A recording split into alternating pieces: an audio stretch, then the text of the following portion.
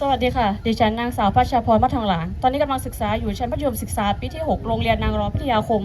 อำเภอนางรองจังหวัดบุรีรัมย์วันนี้จะมาบรรเลงเดี่ยวโหวตในลายบังคับลายสาวน้อยหญิงแม่และลายอิสระลายสแนนเพื่อไม่ให้เป็นการเสียเวลาขอเชิญท่านคณะกรรมการทุกท่านรับชมและรับฟังได้แล้วค่ะ